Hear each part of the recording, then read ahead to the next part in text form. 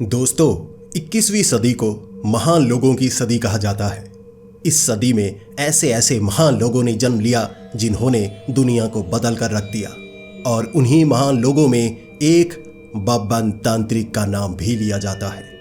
बब्बन तांत्रिक एक महान तांत्रिक जिसने घर के प्रेत से समझौता किया, पिशाच को हराया, पिशाचनी को हराया, करण पिशाचनी साधना की, ब्रह्म राक्षस को हराया, शव साधना की, और उसके बाद वो पहुंच गया था इजिप्ट, मिस्र में, जहां पर उसने एक मम्मी को भी हरा दिया था एक रहस्यमय पिरामिड में घुसकर। लेकिन उसके बाद वो उन लोगों के हाथ लग गया था जिनसे उलझना साधारण काम नहीं था।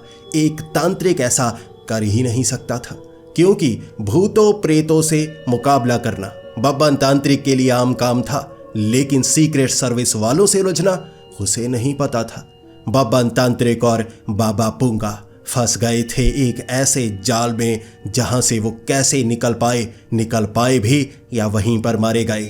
दोस्तों, आज की ये वीडियो बड़ी ही खौफनाक, बड़ी ही रोमांचक और थोड़ी सी अतरंगी होने वाली है। मेरा यकीन कीजिए, आज तो आपको पक्का ही अंदर तक डर लगेगा।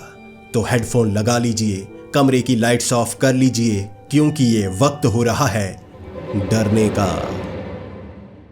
वो उल्टे पिरामिड से बाहर निकलने के बाद बब्बन तांत्रिक और बाबा बूंगा बहुत ज्यादा खुश थे, क्योंकि उन्होंने ऐसा महामुकाबला किया था जिससे वो जीत पाएंगे। उन्हें खुद यकीन नहीं था, लेकिन उस मम्मी को रेत में बदलने के बाद उसी मकबरे में डाला जा चुका था, जिसके बाद दोनों बाहर आ गए थे और बब्बन का शाप खत्म हो गया था। बब्बन को लगा था अब वो मिस्र में बड़ी आसानी से घूम पाएगा, क्योंकि वीज़ा लगाकर यहाँ पर आए हुए हैं। बाबा बूंगा भी दोबारा मिस्र में आकर बहुत ज़्यादा खुश थे और यहाँ बहुत ज़्यादा घूमना चाहते थे। पिरामिड से बाहर आते ही सीक्रेट सर्विस वाले लोग चारों तरफ आ चुके थे। उन्होंने बब्बन तांत्रिक और बाबा बूंगा को घेर लिया था और उसके बाद सीधा सीधा धमकी दी गई, तुम यहाँ की रहस्यमय जगह पर घुसे हो, पुलिस वालों को चकमा देकर यहाँ तक आ गए हो, अब तो तुम्हें उम्र कैद होगी और हो सकता है तुम्हारा सर कलम कर दिया जाए।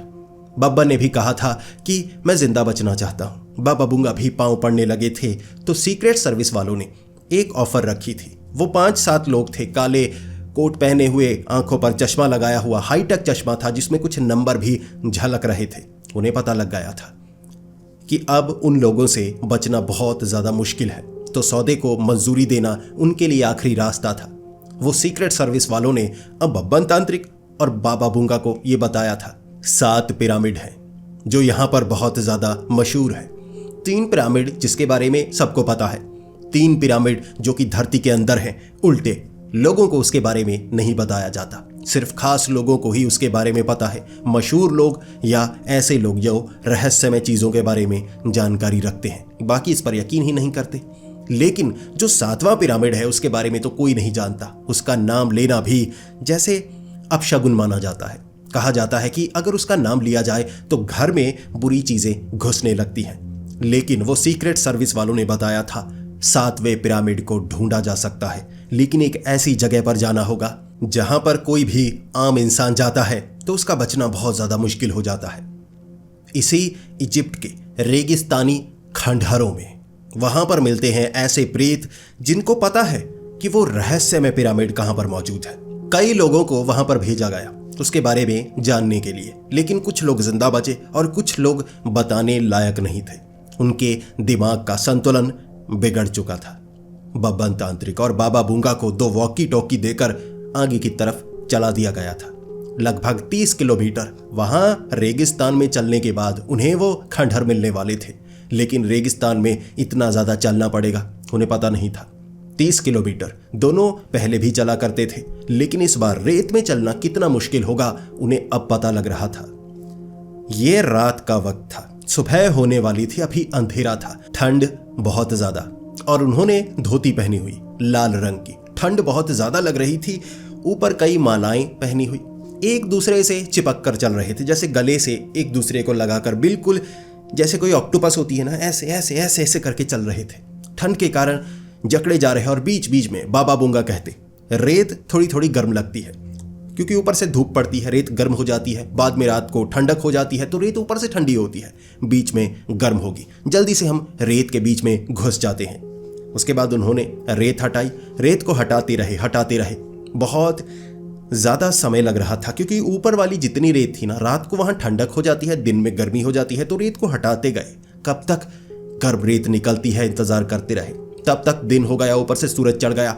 फिर उसके बाद नीचे वाली गर्म रेत निकली, लेकिन तब तापमान बढ़ने लगा और दोनों चीखें मारने लगे, यार बाहर भी गर्मी अंदर भी गर्मी, हम गर्म रेत में क्यों घुस रहे हैं। बाहर रेत गर्म होने लगी थी। उस खड्डे से जब वो बाहर निकले, पाँव रखना मुश्किल हो रहा।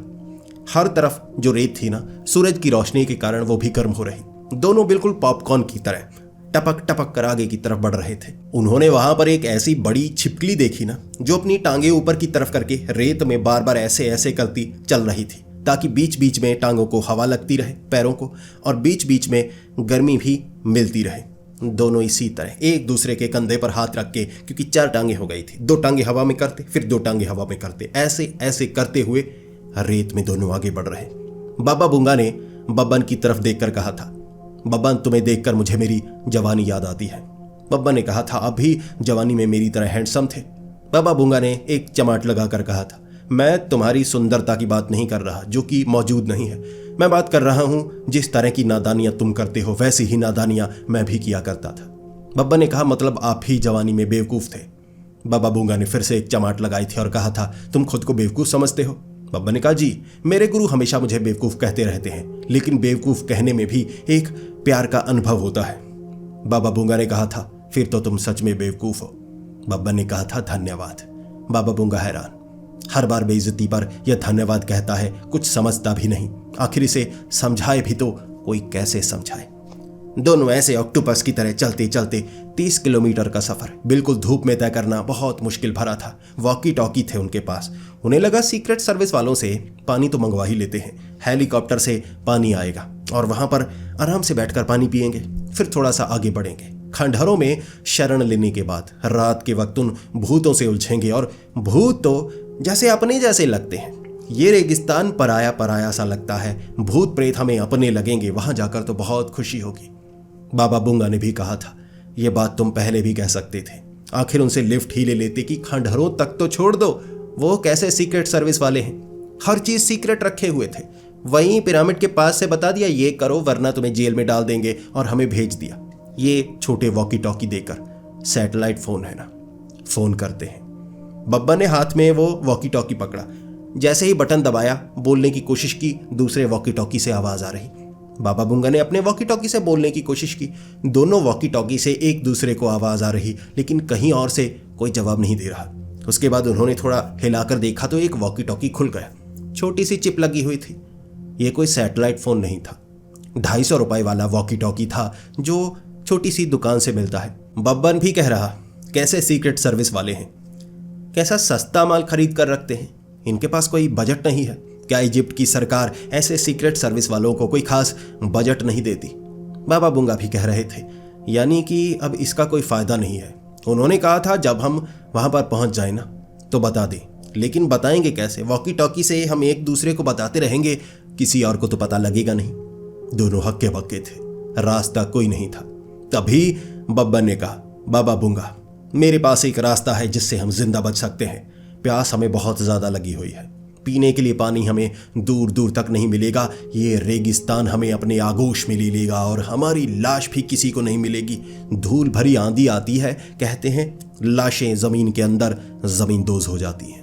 बाबा बूंगा ने कहा था, बात तुम्हारी सच है, क्या प्लान है तुम्हारे पास? बब्बा ने कहा कि देखिए दोपहर का समय हो गया है, खड्डा खोदना शुरू करते हैं। नीचे जो मिट्टी होती है वो ठंडी होती है ना। बाबा बूंगा बब्बन की तरफ देखे जा रहे। बब्बन मुस्कुराते हुए बाबा बूंगा की तरफ देखते हुए कहने लगा, अरे कोशिश करते हैं ना। बाबा बूंगा कहने लगे, बब्बन पहले भी कोशिश कर चुके हैं, खड्डा खोदने में समय बहुत ज्यादा लगता है, शाम पड़ जाएगी खड्डा हम खोदेंगे।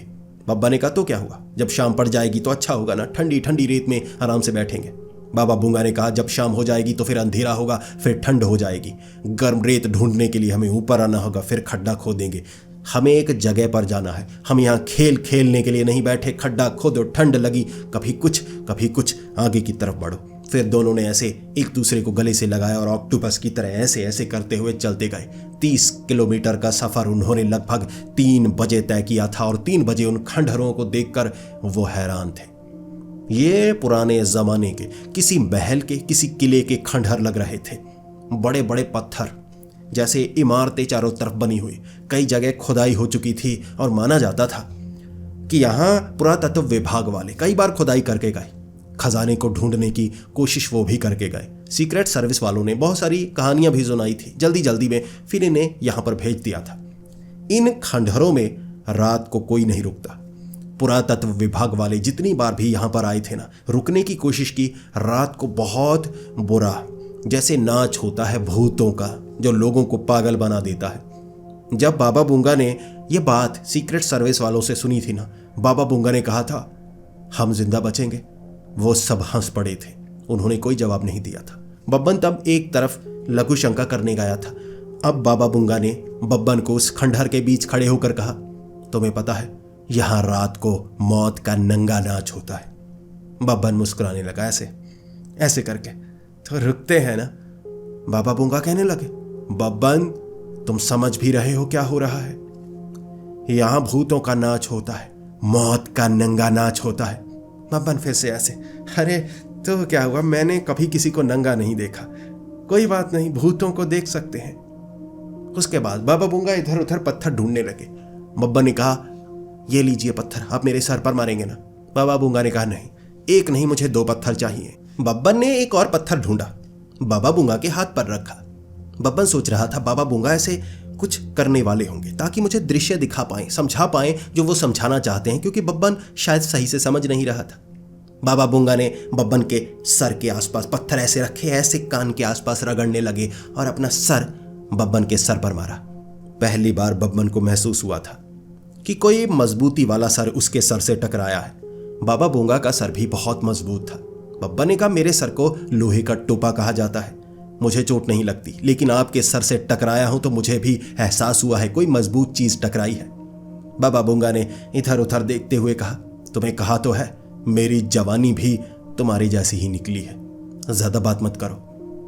बब्बन समझने लगा था बाबा बूंगा को महान बाबा बूंगा क्यों कहा जाता है। शायद कुछ चीजें बब्बन से मिलती जुलती थी। अब वहां पर पीने के लिए उन्हें पानी नहीं मिल रहा। बाबा बूंगा भी बहुत ज्यादा प्यासे थे। बाबा बूंगा ने तब कहा था, बब्बन तुम्हारा शरीर अधनंगा है, नीचे धोती पहनी हुई है, लंगोट लगाई है, मालाएं उतारो। बब्बा ने मालाएं उतारी थी, बाबा बूंगा ने भी मालाएं उतारी और बाबा बूंगा बब्बन को चाटने के लिए जीभ आगे निकाल कर ऐसे कर रहे। बब्बन कहने लगा, मैं दिखने में अच्छा हूं, इस तरह ललचाइए मत। मौत को करीब देखकर आप मुझे चाटने की कोशिश क्यों कर रहे हैं? मुझसे प्यार क्यों आ रहा है? क्या आप मर्दों को पसंद करने वाले हैं? बाबा बूंगा ने चमाट लगाकर कहा था, मुझे प्यास बहुत ज्यादा लगी है, तुम्हारे शरीर पर जो पसीना आ रहा है ना, मुझसे रहा नहीं जा रहा, मैं पसीना चाटना चाहता हूं, आओ मेरा पसीना भी चाटो। बब्बन एक बार बाबा बूंगा की तरफ देख रहा, फिर बब्बन ने कहा, देखिए मुझे मौत कबूल है, मैं कोई पसीना चाट कर जिंदा नहीं रहना चाहता। बब्बन ने बाबा बूंगा को समझाने की बहुत कोशिश की। बाबा बूंगा को प्यास बहुत ज्यादा लगी थी। बाबा बूंगा जीभ निकालकर बब्बन के पीछे भागने लगे। बब्बन आगे आगे, छोड़िए, ऐसी हरकतें मत कीजिए, कोई क्या समझेगा। बाबा बूंगा ने कहा, यहाँ कोई मौजूद ही नहीं है, मौत के करीब है, चाटने दो मुझे, अपना पसीना चाटने दो। लेकिन बब्बन आगे भागता रहा। आगे जाकर उन्होंने देखा कि ये पुरातत्व विभाग वालों ने यहाँ ऑफिस भी बना रखा था, जो कि अब खाली था। रेगिस्तान में गर्मी में कौन रहना चाहेगा। पीछे लगी हुई पानी की टंकी, नीचे लगी हुई एक टैप जिसे घुमाकर पानी लिया जा सकता था। भागते भागते बब्बन जब वहां पर पहुंचा, वो टैप को हाथ लगाया, उसमें से पानी निकल रहा। तब वो बाबा बूंगा की तरफ देखकर कहने लगा, बुझाइए अपनी प्यास, पहले बुझाइए, भले ही मुझे प्यास लगी हुई है, अपनी प्यास पहले बुझा लीजिए। क्या पता आप किस तरह से अपनी आगे की प्यास बुझाएं। बाबा बूंगा थोड़ा सा शर्मिंदा थे, लेकिन बाबा बूंगा ने चमाट लगाई बब्बन तांत्रिक के। उसके बाद बब्बन तांत्रिक ज्यादा शर्मिंदा हो गया, तो बाबा बूंगा सही महसूस करने लगे। दोनों ने पानी पिया। अब जैसे शरीर में पानी की कमी ठीक हो गई थी, जिसके बाद दोबारा वो खंडहरों में घूमने लगे। बब्बन, तैयारी पूरी करनी होगी, हमें रात की तैयारी करनी होगी, हमें नहीं पता यहां हमें क्या देखने को मिलेगा। कहते हैं कि वो पिरामिड का जो रास्ता है ना, इस खंडहर से होकर गुजरता है। चारों तरफ देखो, इतनी बार यहां पर खुदाई हो चुकी है ना उस पिरामिड के लिए, वो खजाने के लिए, कि शायद पुरातत्व विभाग वाले भी गुस्से में यहां से भाग गए होंगे। हम यहां इतनी आसानी से खजाना नहीं ढूंढ पाएंगे, लेकिन पुरातत्व विभाग वाले भूतों पर यकीन नहीं करते। किसी भूत प्रेत से उन्होंने जानकारी इकट्ठी नहीं की होगी। वो तो बस खुदाई करते रहते हैं, झाड़ू मारते रहते हैं, ब्रश मारते रहते हैं, कुछ मिल जाए कोई अजीब सी भाषा, फिर उसे ट्रांसलेट करने में 30 से 40 साल लगाते हैं, जब तक वो मारे जाते हैं। और आगे वाली जनरेशन उससे भी ज़्यादा निकम्मी होती है। वो तो म्यूजियम बनाकर उसमें ऐसी प्लेट लगा देते हैं। हम भूतों से बात करेंगे, जो मर गए उन्हीं से पूछ लो, सीधे सीधे बता देते हैं। ये हमारा तरीका है। बब्बन तांत्रिक ने बाबा बूंगा की तरफ देखा था और कहा था, यहाँ मौत का नंगा नाच होता है, वो आपको पता है ना? बाबा बूंगा ने कहा, हाँ मुझे पता है। बब्बन ने कहा, फिर वो भूतों से पूछना आपको लगता है आसान होगा? बाबा बूंगा ने कहा था, ओ, यानी वो कर सकते थे। इसके बाद अंधेरे का वक्त हो गया। 9 से 10 बजे वहां आसपास से आवाजें आना शुरू हो गई। दोनों तो सो चुके थे। इसके बाद दोनों की गालों पर एक एक चमाट पड़ी। दोनों उठकर खड़े हो गए। बब्बन तो ज्यादा कुछ कर नहीं रहा था। बब्बन ऐसे खुद को झाड़ते हुए। बाबा बूंगा ने कहा, तुम्हारी गाल पर यह निशान कैसा? बब्बन ने कहा, अब आप ही ने तो मारा होगा, मैं ज्यादा सोचता नहीं। बाबा बूंगा ने कहा, देखो मेरी गाल पर यह निशान फिर तुमने डाला होगा। बब्बन ने कहा, जी नहीं, मैं आपको कैसे मार सकता हूं? आप तो बाबा बूंगा हैं, आपको कोई हाथ नहीं लगा सकता। बाबा बूंगा ने कहा, ये दोनों की गालों पर जो चमाटे पड़ी हैं ना, ये हाथ हमारे नहीं है, हमें जगाया गया है। जैसे ही पीछे मुड़कर देखा, वहां तो भीड़ लगी हुई। कई प्रेत आत्माएं जैसे उनके उठने का इंतजार कर रही थी। एक प्रेत आत्मा जैसे ही आगे आई, बब्बन कहने लगा, रुको, क्योंकि बब्बन को नींद आई हुई थी। अभी दिमाग खुला नहीं था कि कैसे भूतों से मुकाबला करना है। वैसे दोपहर के वक्त जब हम सोते हैं ना, तो दिमाग भी सो जाता है, इसीलिए बब्बन का दिमाग चला नहीं। बब्बन को लगा कि ये कोई मांगने वाला होगा। बब्बन ने ऐसे हाथ डाला, एक जैसे चंदन की लकड़ी थी ऐसे पकड़ा दी हाथ में। वो आगे आ रहा, ऐसे बब्बन ने ऐसे हाथ में पकड़ाई। वो प्रेत ने जैसे ही ऐसे पकड़ी, हाय ऐसे करके पीछे भस्म हो गए। बाकी फिर वहां से कहने लगे, ये तो बड़े चालाक लगते हैं, बड़ी आसानी से एक प्रेत आत्मा को खत्म कर दिया। उसके बाद वो प्रेत आत्माएं भीड़ बनाकर, क्या चाहिए तुम्हें, यहाँ क्या चाहिए, चले जाओ यहाँ से कोई बचकर नहीं जाता, लेकिन तुम दोनों खतरनाक लगते हो, तुम्हें जाने का मौका देते हैं। बब्बन तब समझने लगा था, ये डरने लगे हैं। जो डरा हुआ होता है उन पर हावी होना ज़्यादा आसान होता है। तो बब्बन ने कहा, बिना काम किए यहाँ से हम जाने वाले नहीं। वो प्रेत आत्माएं इकट्ठा होने लगी, जिसके बाद बाबा बूंगा ने बब्बन को कहा, बब्बन तुम पीछे हो जाओ, ये काम मुझे करने दो। बाबा बूंगा आगे खड़े हो गए और कहने लगे, हमारे पास ऐसी ऐसी शक्तियाँ मौजूद हैं, सबको भस्म कर देंगे, हमें उस पिरामिड तक जाने का रास्ता बताओ। जिसके बाद वो जो प्रेत आत्माएं थी ना, वो सारी के सारी भड़क गई। वो कहने लगे, वो पिरामिड, वो अपशगुनी, वो शापित पिरामिड, उसका तुमने नाम लिया है, अब तुम दोनों को जिंदा हम नहीं छोड़ सकते, अब तुम्हारी मौत तय है। बाबा बूंगा जब तक मंत्र पढ़ पाते, वो जो प्रेत थे ना, बड़े कमीने थे। सबसे पहले एक प्रेत आया, सीधा गले में ऐसे उंगली डाल दी। बाबा बूंगा एक तरफ ऐसे उल्टी करते रहे, फिर बाबा बूंगा की पीठ पर मुक्के मार रहे। बाबा बूंगा, हाय हाय बब्बन करो कुछ। बब्बन भागता रहा। फिर वो पीछे वाली टंकी तक पहुंचा, टैप चलाई, पानी मुंह पर मारा। फिर बब्बन देखकर कहने लगा, अब बताता हूं, अब आंखें खुली है मेरी। बब्बन भागकर वहीं पर आ गया। सभी प्रेत आत्माएं एक एक बार बाबा बूंगा के मुक्का मार चुकी थी, इसीलिए बाबा बूंगा एक तरफ गिरे हुए ऐसे, हाय। बब्बन वहां पर आया और बब्बन कहने लगा, अगर किसी ने बाबा बूंगा को हाथ लगाया फिर मैं बताऊंगा। उसके बाद सभी ने एक एक बार फिर से बाबा बूंगा के मुक्का मारा। बब्बन देखता रहा। फिर बब्बन कहने लगा, तुम समझ नहीं रहे, तुम सबको मैं भस्म कर दूंगा। अगर तुम में से किसी ने बाबा बूंगा को हाथ लगाया मैं छोड़ूंगा नहीं। सभी फिर से बाबा बूंगा के मुक्का मार रहे। बाबा बूंगा चारों तरफ से निशान पड़ चुके थे। बाबा बूंगा कह रहे, बब्बन क्या कर रहे हो? फिर बब्बन ने कहा, बाबा बूंगा मरने की कगार पर हैं, अगर किसी ने बाबा बूंगा को हाथ, अभी हाथ ही कहा था, बाबा बूंगा खड़े हो गए।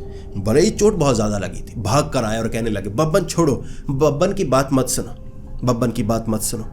सबने मुझे मार लिया, मैं कबूल करता हूं, मेरी पिटाई कबूल हुई, अब हम आगे बढ़ते हैं, सौदे की बात करते हैं। बाबा बूंगा ने कहा, हमें उस पिरामिड तक जाने का रास्ता बताओ। यहां पर पिरामिड नहीं हो सकता, यहां तो खुदाई बहुत बार हो चुकी है, बताओ पिरामिड कहाँ है? सभी प्रेत आत्माएं बहुत ज्यादा गुस्सा और कहने लगी, तुम उस पिरामिड तक जाने का रास्ता नहीं ढूंढ सकते। बब्बन को आ गया गुस्सा। बाबा बूंगा कह रहे थे ये बहुत ज्यादा है बब्बन, जैसा ये कहते हैं हमें वैसा करना होगा। बब्बन ने कहा ऐसी की तैसी अभी देखता हूं। वो चारों तरफ से घेर चुके थे।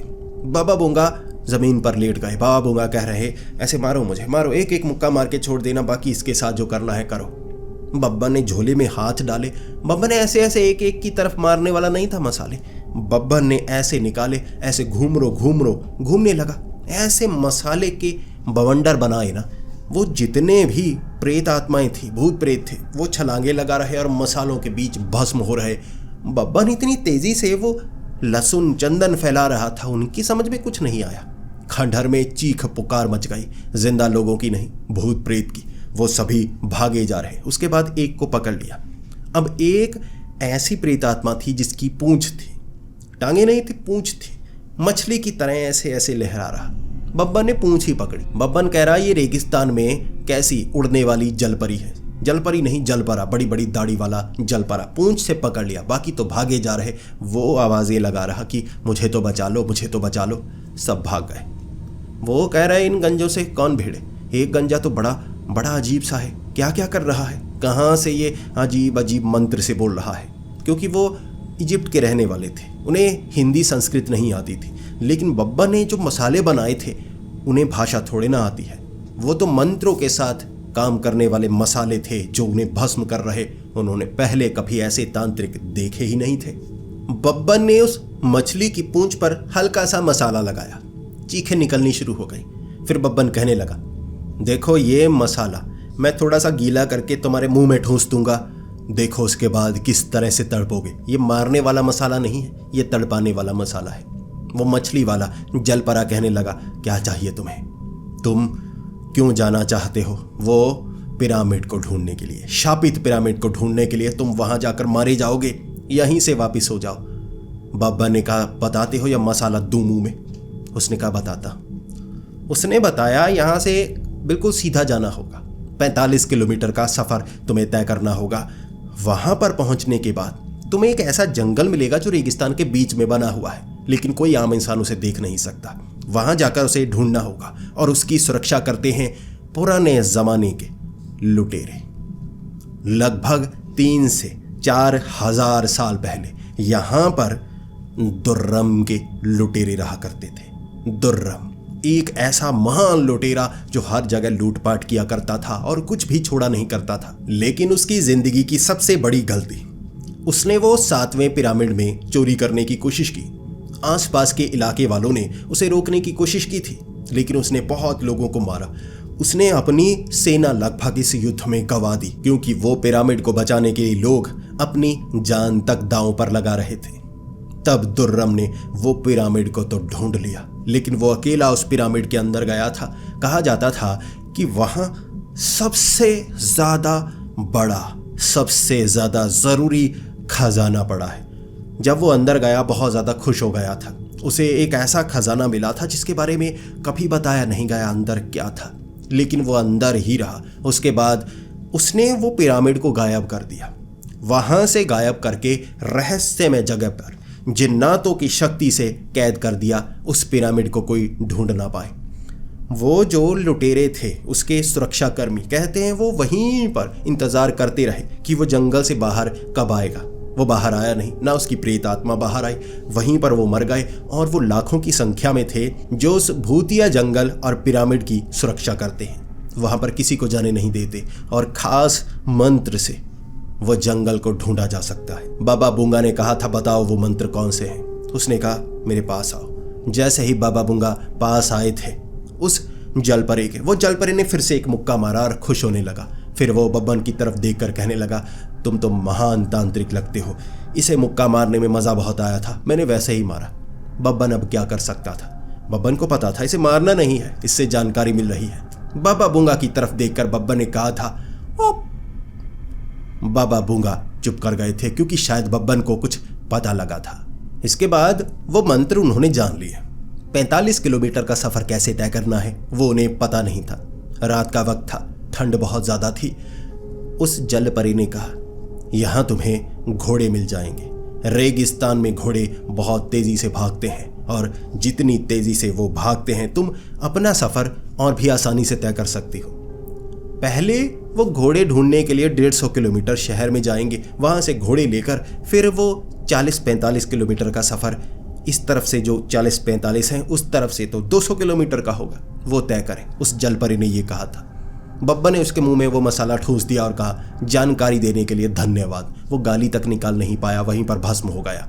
इसके बाद बब्बन और बाबा बूंगा सीधा चलने लगे। बाबा बूंगा ने कहा था, हमें घोड़े लेकर नहीं आने चाहिए। बब्बन ने कहा, घोड़े लेने गए तो हमारा भी घोड़ा बन जाएगा, इसीलिए। बब्बन ने क्या किया, बाबा बूंगा को कंधे पर उठा लिया। बब्बन ने बाबा बूंगा को कहा, कुछ समय मैं आपको उठाता हूँ, आप जख्मी हैं, उसके बाद आप थोड़ा सा ठीक महसूस करेंगे, फिर आप मुझे उठाइए। ऐसे एक दूसरे को उठाते हुए आगे की तरफ बढ़ते हैं। बाबा बूंगा ने कहा, ठीक है। बब्बन ने बाबा बूंगा को उठाया। 4 कदम चलने के बाद बब्बन कहने लगा, अब मुझे उठाइए। बाबा बूंगा कहने लगे, 4 कदम? 4 ही तो कदम, कुछ 12 फुट तय किए हैं और मैं अब तुम्हें उठाऊं? बब्बन ने कहा, उठाइए तो सही। बाबा बूंगा ने बड़ी मुश्किल से बब्बन को उठाया और उसके बाद बब्बन कहने लगा, 4 कदम, आपको 4 कदम चलने होंगे। जैसे ही बाबा बूंगा चलने लगे, बब्बन कहने लगा, 1, 1.25, 1.5, 1.5, 1.25। बाबा बूंगा ने घुमाकर मारा बब्बन को नीचे और कहने लगे, बब्बन तुम्हारी ये हरकतें एक न एक दिन हमें मरवाएंगी, चुप करके चलते बनो। बब्बन बाबा बूंगा के साथ चलने लगा था। कोशिश की थी बब्बन ने कि उसकी टांगें दर्द ना करें, आगे जाकर महान काम करने थे, लेकिन बाबा बूंगा भी उसके जैसे थे। अपनी जवानी में उन्होंने वो रात कितनी मुश्किल से काटी थी, कोई समझ नहीं पाएगा। वो एक ऐसी जगह पर पहुंचे, दूर दूर तक रेगिस्तान ही रेगिस्तान, बड़े बड़े टीले थे, वहां कैक्टस के कई पेड़ लगे हुए, और इसे सबसे खतरनाक रेगिस्तान कहा जाता है। उनके पास पीने के लिए पानी तक नहीं था। वो सोचते रहे, करें क्या करें। दोपहर तक उसी रेगिस्तान में रुके हुए, क्योंकि वो लुटेरे रात को नजर आएंगे, लेकिन उन्हें रात तक जिंदा रहना था। बाबा बूंगा ने कहा, अब हम क्या करें? बब्बन बताओ। बब्बन ने कहा, मुझे क्या पता, मैं कभी राजस्थान गया ही नहीं, मैंने रेत कभी नहीं देखी, आप सीधा मुझे इजिप्ट ले आए। बाबा बूंगा ने चमाट लगाकर कहा था, बब्बन श्राप से बचे हो तुम। बब्बन ने कहा, मैं श्राप से भी बच जाता हूं और शराब से भी बच जाता हूं, ये मेरी किस्मत है। बाबा बूंगा ने हाथ उठाया, बब्बन ने अपना मुंह बंद ही कर लिया। इंतजार किया। बब्बन ने वहां कई कैक्टस काटे थे, उन्हें निचोड़ा, उनमें से बूंदे जो पानी की निकलती वो चाट चाट कर उन्होंने वो पूरी दोपहर निकाली थी।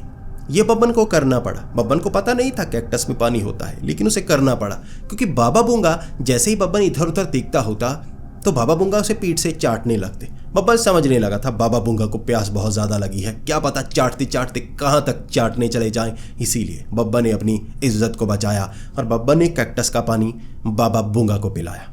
इसके बाद जैसे ही रात हुई, वहां तो तंबू दिखने लगे, जादुई रहस्य में घोड़े दिखने लगे, बड़ी सेना नजर आ रही थी, बहुत बड़ी।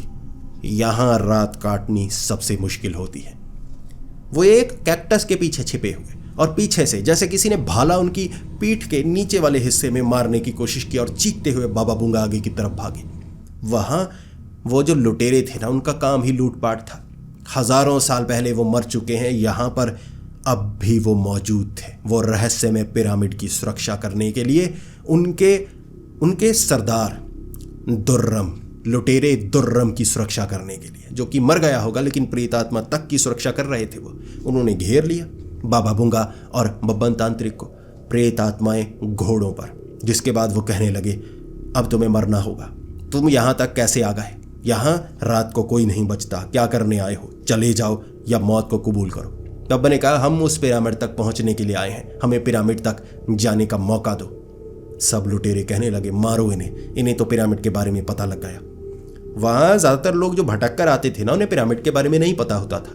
ये पहले लोग थे जिन्होंने पता लगाया था वो जलपरे से कि कहां पर वो पिरामिड मौजूद है, यानी वो पिरामिड को ढूंढने के लिए आए हैं। अब वो लुटेरे उन्हें छोड़ने वाले नहीं थे। अब चारों तरफ वो भीड़ बनाकर, हाथ में भाले लेकर प्रेत आत्माएं कह रही, इनके साथ मूशकाशी खेलो, मूशकाशी खेलो। बब्बन कहने लगा, घोड़ा गाड़ी खेलते हैं, मूशकाशी क्यों खेलनी? घोड़ों की रेस लगाते हैं या चलकर रेस लगाते हैं। आखिर ये इजिप्ट वाली खेलें मत खेलो, भारत वाली खेल मैं तुम्हें सिखाता हूँ। वो कहने लगे, तेरी ऐसी की तैसी बताते हैं। भाले लेकर जैसे ही आगे बढ़ने लगे, बब्बन ने मसाले मारे। पहले वाले वो जो घोड़े में थे ना, वो एकदम पीछे हो गए। ये तो ताकतवर लगता है। जैसे ही कुछ पर वो मसाले गाए, वो चीखने लगे। सब समझने लगे ये शक्तिशाली कोई तांत्रिक है। वहां तांत्रिक नहीं हुआ करते थे, वहां कोई टैरो कार्ड रीडर ऐसे पुराने जमाने के जादूगर, लेकिन ये तांत्रिक गंजे भारत से आए तांत्रिक उन्हें पता नहीं था। वो हैरान परेशान कहने लगे, कहां से आए हो? बाबा बूंगा ने कहा, भारत से आए हैं, भारतवर्ष से। वो सब हैरान, वहां तो पुराने जमाने से ही बड़े खतरनाक लोग रहते हैं, ये वहीं से आए हैं, वहीं से जहां के सबसे चालाक लोग होते हैं। फिर वहां से एक घोड़े वाला प्रेत आगे की तरफ बढ़ने लगा। सब कहने लगे, सेना को तैयार करो, इनसे युद्ध करना होगा, हम लाखों में हैं, क्या लाखों को ये खत्म कर सकते हैं? जैसे ही घोड़े वाला वो प्रेत आगे बढ़ने लगा, बब्बन आगे होकर बाबा बूंगा को कहने लगा, इससे मैं उलझता हूं, पहले मेरी शक्ति देखिए। जैसे ही वो घोड़े से आगे बढ़ा, बब्बन ने ऐसे ऐसे मसाला बनाया सीधा उसके मुंह की तरफ। जैसे ही उसके मुंह पर मारा, वो ऐसे भस्म। इसके बाद सब हक्के बक्के। एक और घोड़े वाला प्रेत आया। उस घोड़े वाले प्रेत ने ना कवच डाला हुआ। बब्बन ने ऐसे मसाला मारा, उसके बाद वो कवच से टकराकर मसाला नीचे गिर गया, उसे कोई नुकसान नहीं। बाबा बूंगा कह रहे, बब्बन अब बहुत ज्यादा खतरा है। बब्बन ने कहा, खतरा कैसे है? इसने कवच पहना है, घोड़े ने कवच थोड़े ना पहना है। बब्बन ने ऐसे मसाला बनाया, घोड़ा आगे था, जैसे ही घोड़ा मुड़ा, घोड़े की पूंछ के पास ना ऐसे मसाला मारा। वो जो कवच वाला था ना, चीखे मार रहा, घोड़ा ऐसे ऐसे कर रहा। घोड़े का भी प्रेत था, लेकिन वो कवच वाला नीचे, घोड़े ने ऐसे ऐसे कुचल कर उसे मार दिया। घोड़े के पीछे आग लगी हुई, क्योंकि वो भी एक तरह से प्रेत आत्मा थी, घोड़े की प्रेत आत्मा। बब्बन ने ऐसा मसाला मारा था, वो तड़प तड़प कर, वो भीड़, वो सेना के बीच घोड़ा ऐसे टांगे मारता हुआ, उसे मिर्ची लग रही थी। कई प्रेत आत्माओं को उसने उजाड़ कर रख दिया। उसके बाद बब्बन वहां खड़ा, वहां एक और सैनिक आगे की तरफ आया, उसने कवच डाला हुआ। सब कह रहे, घोड़ा लेकर मत जाना, यह बड़ा कमीना लगता है। फिर वो कवच वाला कहने लगा, तलवार ऐसे घुमाते हुए, अब नहीं बचने वाला बेटे। बब्बन कहने लगा बाबा बूंगा की तरफ देखकर, अब मैं क्या करूं, मुझे युद्ध करने की कला नहीं आती। बाबा बूंगा कहने लगे, मैं कोशिश करता हूं, मैं कराटे जानता हूं। जैसे ही बाबा बूंगा ने कहा, मैं कराटे जानता हूं, बब्बन ऐसे सांस फुलाकर, अब तो पूरी सेना को बाबा बूंगा खत्म करेंगे, आइए आगे। बाबा बूंगा को आगे कर दिया। बाबा बूंगा कहने लगे, अब कराटे से इसे मैं काट कर रख दूंगा। बाबा बूंगा ने शुरू किया। ऐसे सारी की सारी सेना देख रही कि ये तो कराटे वाला लगता है, ये कुंग फू स्टाइल कुछ करने वाला है। बाबा बूंगा ऐसे ऐसे किया, सब थर थर कांप रहे। उसके बाद बाबा बूंगा, बधाइयाँ। जैसे ही बधाइयाँ किया, उसके बाद बाबा बूंगा ऐसे खड़े रहे। वो सामने से तलवार लेकर आया, ऐसे तलवार मारने वाला था। जो बब्बन था ना, उसने बाबा बूंगा को खींचा और बब्बन कहने लगा, ये बधाइयाँ तो कर लिया, उसके बाद कोई कराटा तो मारिए, वो तो तलवार से आपको काटने वाला था। बाबा बूंगा ने कहा, 5 दिन की कराटे की क्लास ली थी, हर रोज मुझे ऐसे आकर करने को कहा जाता था और ऐसे बधाइयाँ, मुझे लगा इसे ही कराटे कहते हैं, इसे ही कुंग फू कहते हैं। बब्बन कहने लगा, आपने जवानी में महान काम किए हैं, मैं समझ पा रहा हूं। बब्बन और बाबा बूंगा एक दूसरे की तरफ देख रहे। वो भारी सेना थी, लेकिन उनसे आगे निकलने के लिए उन्हें कुछ ना कुछ तो करना ही था। तब बब्बन ने कहा, आप मंत्र बोलिए, वो जंगल को निकालने वाला मंत्र बोलिए, मैं आपकी सुरक्षा करता हूं, हम उस तरफ बढ़ते जाएंगे। ये दिमाग लगाया बब्बन ने मसाले निकाले, गोल गोल घूमरो बन रहा। बाबा बूंगा उसकी पीठ से चिपके हुए, वो मंत्र बोल रहे। वो जो जंगल था ना, पिरामिड वाला रहस्यमय जंगल, वो प्रकट हो उसके लिए। बाबा बूंगा ने मंत्र बोले, सामने जंगल प्रकट हो रहा। दोनों घूमरो करते हुए, मसाले डालते हुए, वो भूत प्रेत उनके करीब ही नहीं आ पा रहे। घूमते घूमते जैसे ही जंगल में पहुंचे, पीछे से वो गालियां निकाल रहे कि कमीनों, किस तरह से हमें धोखा दिया। बब्बन एक महान तांत्रिक था, बाबा बूंगा भी एक महान बाबा थे, दोनों उस जंगल में। और उसके बाद अब उन्हें उस पिरामिड तक जाना था। जैसे रेगिस्तान के बीच में रहस्यमय जंगल और बिल्कुल बीच में बना हुआ पिरामिड, उसी पिरामिड के बीच में था वो रहस्यमय खजाना जिस तक उन्हें पहुंचना था।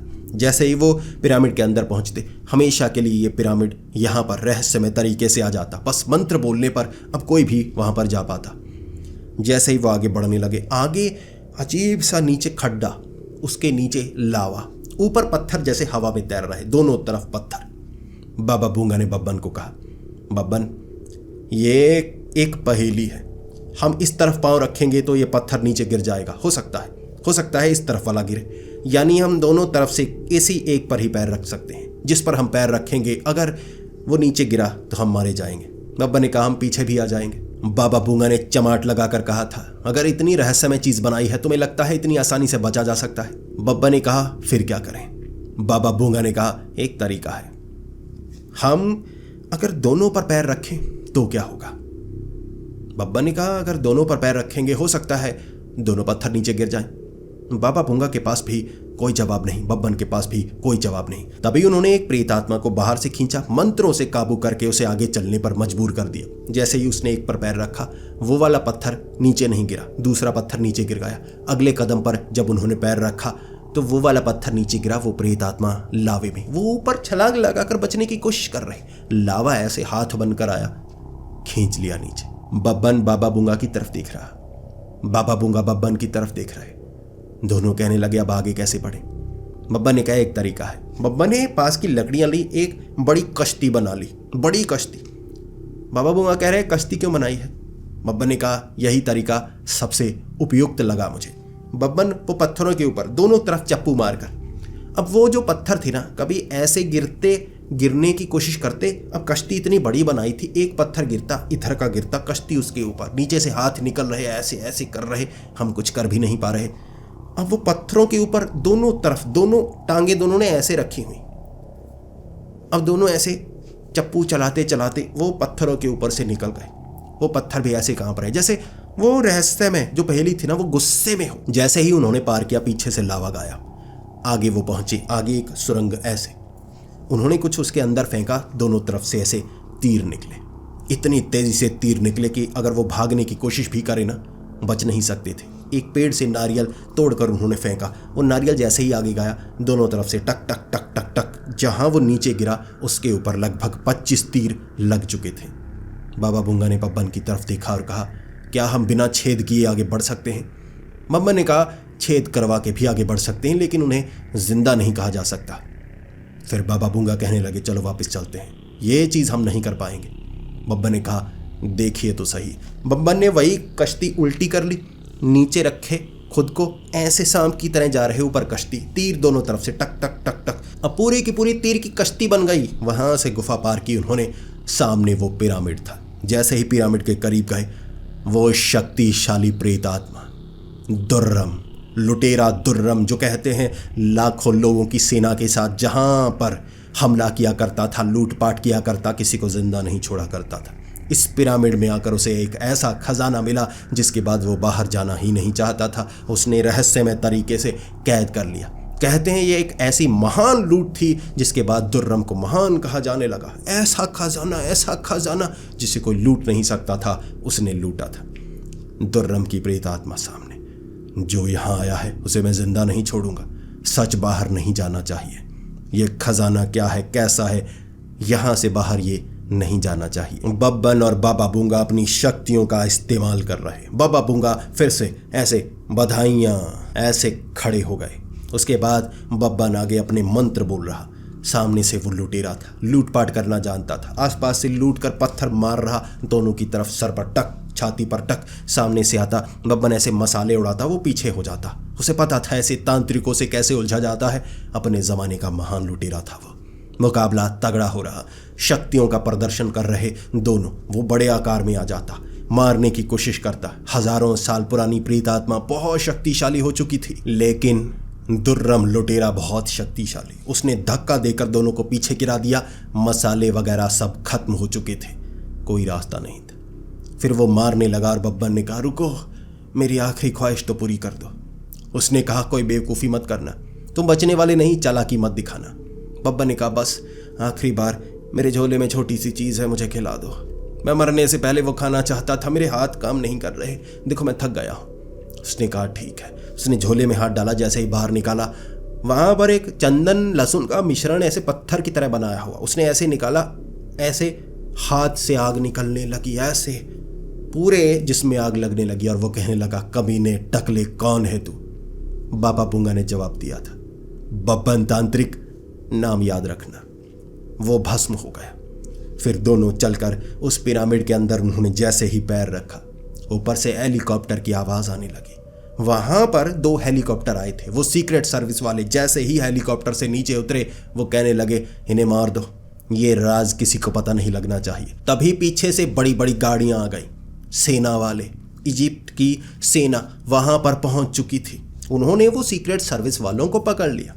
फिर जाकर बब्बन तांत्रिक और बाबा बूंगा को पता लगा वो कोई सीक्रेट सर्विस वाले नहीं थे। यहाँ के बहुत बड़े गैंगस्टर थे जो चोरियां किया करते थे, जो पिरामिड वगैरह में घुसकर रात को चोरी किया करते और चीज़ें निकाला करते थे। उन्होंने देखा कि ये दोनों तो बड़े तांत्रिक लगते हैं, भारत से आए, ये इस खजाने को ढूंढ सकते हैं। उन्होंने ढूंढा भी, लेकिन वो जो चोर लुटेरे थे ना, उन्होंने ट्रैकर लगाया था बाबा बूंगा और बब्बन तांत्रिक पर। अब जो सेना थी उसे भी पता था ये गैंगस्टरों को कैसे पकड़ा जा सकता है, वो भी पीछे से ट्रैक कर रहे। सभी गैंगस्टर वहीं इकट्ठा थे, खजाना लेने आए, उन्हें पकड़ा। वहाँ वो सेना वालों ने, वो पुलिस वाले भी जो वहाँ मौजूद। उसके बाद बब्बन तांत्रिक और बाबा बूंगा को कहा गया, आप महान हैं, आपको भी खजाना दिया जाएगा। जब वो पिरामिड के अंदर गए ना, अंदर पता है क्या खजाना था जो हजारों साल पहले का वहाँ पड़ा हुआ?